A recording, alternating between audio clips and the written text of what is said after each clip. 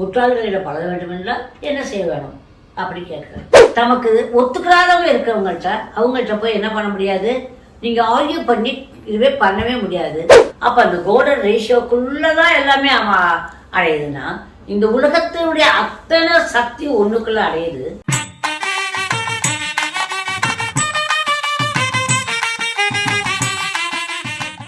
குருச்சரணம் இதை பார்க்கின்ற எல்லா செல்லங்களும் நீடூழி வாழணும்னு வேண்டிக்கிறேன்.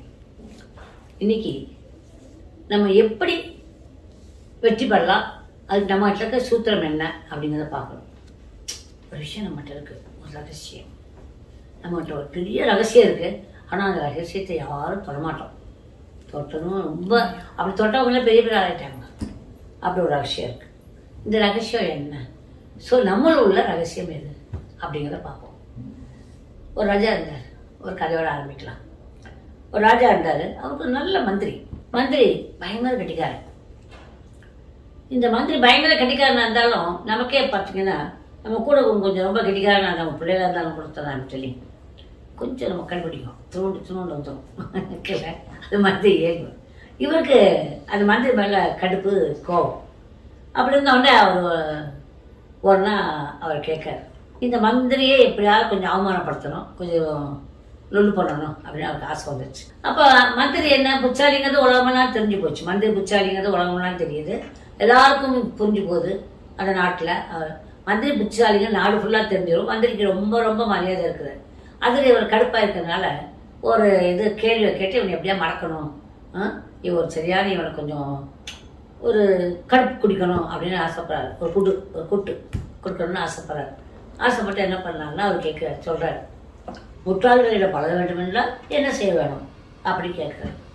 மந்திரி ஒரு பதிலுமே சொல்லலை, பேசாமல் இருந்தார். நான் கொழுப்பாடுறேன் அவனுக்கு அப்படின்னு அவர் நினைச்சிட்டாரு. மறுநாள் மந்திரி வந்திருக்காரு. ஏதோ அவரை பற்றி ராஜா இதெல்லாம் இப்படிலாம் பண்ணணும் அப்படின்னு என்னமோன்னு கேட்டுருக்காரு. நான் நேற்று ஒரு கேள்வி கேட்டேனே, இந்த முற்றாள்களிடம் பழக வேண்டும் என்றால் என்ன செய்யணும் அப்படி கேள்வி கேட்டேன், அது பதிலே வரலையே அப்படின்னா. அவர் உடனே தலையை கொஞ்சம் பேசாமல் இருந்தார். பேசாமல் இருந்த உடனே அடுத்து ராஜா முக்கியமான விஷயம் அடுத்தது போயிட்டார். உடனே இவர் கண்டுக்கிட்டு சரி ஏதோ அவனுக்கு புரியல உழக்கிட்டு விட்டு அன்னைக்கு கையெழுத்துலாம் போட்டு அனுப்பிச்சிட்டார். மறுநாள் வந்த உடனே எல்லாரும் ராஜாங்க விஷயங்கள்லாம் பேசுகிறப்ப நான் நேற்று அவர்கிட்ட கேட்டேன், முந்தானத்தை கேட்டேன், மூணாவதாக கேட்குறேன், முட்டாளிகளிடம் பழக வேண்டும் என்றால் என்ன செய்யணும் கேட்கணும். உன்னை கேட்டேன், முட்டாளிகளிடம் பழக வேண்டும் என்றால் என்ன செய்யணும்னு நான் அவர்கிட்ட கேட்டேன். எனக்கு இப்போ வரைக்கும் பதிலே வரல, என்னையா மந்திரி அப்படின்னு சொல்லி கேட்குறாரு. நான் 3 நாளும் பதில் சொல்லிட்டு இருக்கேன் அப்படிங்கிற. என்ன பதில் சொன்னீங்க அப்படின்னு கேட்குறாரு. இல்லை நான் மௌனமாக இருந்தேன், நீங்கள் அதை கண்டுக்கல அப்படின்னாரு. அந்த கேள்விக்கு நான் மௌனமாக தலை புரிந்தேன் அப்படின்னாரு. அப்படியா, அப்போ அதுக்கு என்ன ஆன்சர் என்ன அப்படி கேட்டார். மௌனம் அப்படின்னாரு. எந்த முட்டாள்கிட்டே நீங்கள் போய் நீங்கள் அதை விளக்குனீங்கன்னா அவன் ஒத்துக்க போகிறதில்ல. அதுதான் முட்டாளே. அது போய் விளக்கி என்ன பண்ண, அது எதையும் ஏற்றுக்கிறாரு. அதுக்கு தெரியாத அது ஏற்றுக்காது. அதுமே கரெக்டாக இருக்கணும். ஏன்னா முட்டாள்கள்கிட்ட போய் நீங்கள் சொல்லி பாருங்க, ஏற்றுக்கவே மாட்டாங்க. இல்லைன்னு தான் சொல்லுவாங்க. நம்ம அது ஒன்றுமே கண்டுக்க முடியாது. ஏன்னா வாட் அவங்களால ஒரு சிஸ்டர் வச்சுப்பாங்க, அது சிஸ்டர் நம்மளோடலாம் ஏற்றுக்காது. அது நாங்கள் கூட சொல்லுவோம், இல்லை ஆட்டோ இம்யூன் டிசீஸ் நம்ம அதை ஏற்றுக்காது. ஒரு டிசீஸ் கூட இருக்காது மாதிரி நம்மகிட்டே நிறையா பேருக்கு இருக்கும். ஆட்டோ இம்யூன் டிசீஸ் நிறையா இருக்குது இப்போல்லாம். அது மாதிரி அது ஏற்றுக்காது. தண்ணியை ஏற்றுக்கிட்டே எவ்வளோ பெரிய பிரச்சனை. அது அந்த மாதிரி டிசீசஸ் இருக்குது. அது மாதிரி அவங்க யாரும் ஏற்றுக்க மாட்டாங்க. அது சீப்பா அப்படின்னு விட்டுருவாங்க.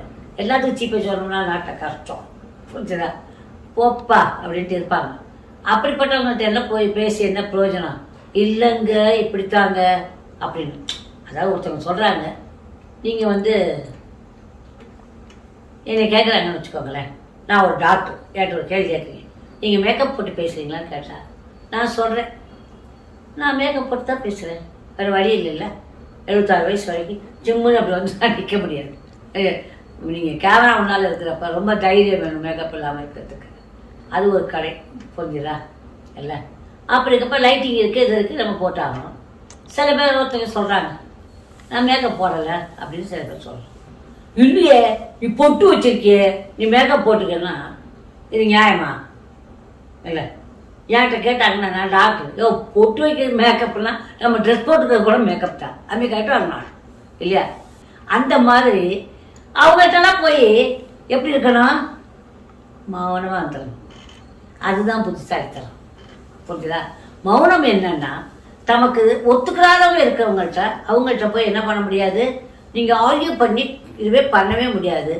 பெட்டர் டு பி மௌனமாக இருக்கிறது பெட்டர். புரிஞ்சா? மௌனம் வாழ்க்கையில் நிறைய விஷயங்களை சாதிக்கும்.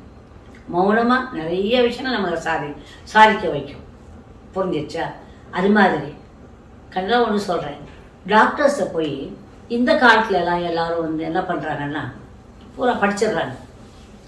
ஏன்னா பூரா வந்து கூகுளில் படிச்சிருவாங்க எல்லா மெடிசனை பற்றி. டாக்டர் நீங்கள் இந்த மெடிசன் கொடுத்துருக்கீங்களே இது எப்படி அப்படின்னு கேட்பாங்க.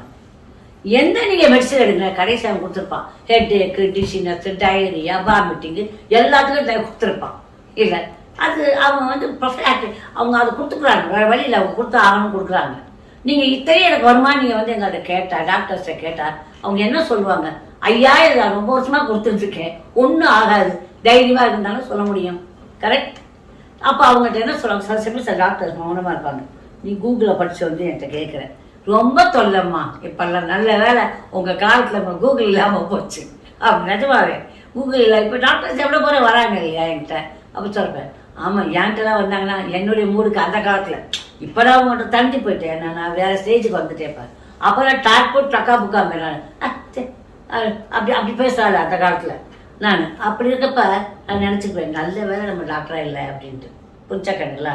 இப்போ நான் என்ன சொன்னாலும் நீங்கள் கேட்குறீங்களோ இல்லையோ, உங்களுக்கு புரிஞ்சுதோ புரியலையோ, அது நான் வந்து தலைவர்கள் உங்கள்கிட்ட பேசுகிறேன். புரிஞ்சாக்கல நேராக பிள்ளைங்களாம் ரொம்ப அன்பாக இருக்கிறீங்க, ரொம்ப நல்லா இருக்கிறீங்க, நிறைய பேர் நல்லது நடக்குது.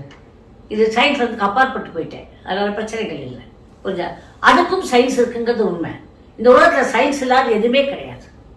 அந்த சயின்ஸ் இல்லாமல் எதுவுமே ஒர்க் பண்ணாது. எல்லாரும் கேட்கலாம், அப்படி ஒன்று நடந்துருந்தா எப்படி இருக்கும், அதுக்கு ஒரு சயின்ஸ் இருக்கும் பின்னால். புரிஞ்சாக்கணுங்களா? எவ்ரிதிங் வந்து என்ன ஆகுது, எல்லாமே ஒரு லாக்குள்ள தான் அடங்கும். நீங்கள் என்னதான் நீங்கள் பண்ணாலும் சரி, இத்தனாஞ்சரி அத்தனாஞ்சரி இத்தனாஞ்சரி, அது என்னன்னா கோல்டன் ரேஷியோ அப்படின்னு சொல்லுவாங்க. கடவுள் படைச்சு வச்சிருக்காரு அந்த கோல்டன் ரேஷியோவை. ஒரு பூ எடுத்தீங்கன்னா ஷைங் அப்படி இருக்கும், சில பூ இப்படி வந்துருக்கும் இல்லையா, அந்த மாதிரி அழகழகாக வந்திருக்கும். அந்த மாதிரி தான் வந்துட்டு இப்போ ஒரு மனுஷன் எடுத்துட்டிங்கன்னா கண்ணியோட தோற்றம் இருக்கும், அடுத்து மூக்கு நடுவில் ஒன்றே ஒன்று இருக்குது, வாய் இருக்குது.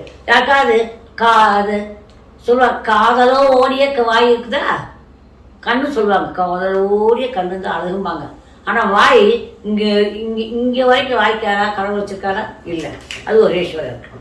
மூக்கு இல்லை, ஒன்னே முகம் இப்படிலாம் இருக்குது. இதுக்கு டிஸ்டன்ஸ் என்ன, இதுக்கு டிஸ்டன்ஸ் என்ன, கல்வி டிஸ்டன்ஸ் என்ன, எல்லாமே இவ்வளோ வச்சுட்டு இவ்வளோ பெரிய தலை வச்சோம், இவ்வளோ பெரிய தலையை வச்சா ஆண்டவன் இல்லை. புரிஞ்சிச்சா? அப்போ எல்லாமே ஒரு ரேஷியோவில் தான் இருக்குது. அந்த ரேஷியோவை தான் கோல்டன் ரேஷியோ அப்படின்னு சொல்லணும். அப்போ அந்த கோல்டன் ரேஷியோக்குள்ளே தான் எல்லாமே அடையுதுன்னா, இந்த உலகத்தினுடைய அத்தனை சக்தி ஒன்றுக்குள்ளே அடையுது. அது எதுன்னா மௌனம். புரிஞ்சுதா? மௌனத்தில் தான் ஃபோல் சக்தி அடங்கியிருக்கும். அந்த மௌனத்துக்குள்ள சக்தி அடக்கி வச்சிருப்பாப்புல. ஆனால் நம்மளால அது கடைபிடிக்க முடியறதில்ல. மௌனங்கிறது காஷ்ட மௌனம், அந்த மாதிரி நிறைய டைப் ஆஃப் மௌனம் இருக்கு. இல்லை, மௌனத்தில் நிறைய வகைகள் இருக்கு, அது தனியாக பேசணும். அப்போ நல்லா நீங்கள் புரிஞ்சுக்கணும், மௌனம் அப்படிங்கிற ஒன்று அதை வந்து எப்போ கடைப்பிடிக்க ஆரம்பிக்குமோ அப்போ நிம்மதி கிடைச்சிடும், அப்போ எல்லாமும் கிடைச்சிடும். புரிஞ்சிச்சா? புத்திசாலித்தனம் அதுக்குள்ள ரொம்ப அடங்கி இருக்கு. Okay, I love you all my lovely children. Good luck. கிடைக்கலாம். பாய்.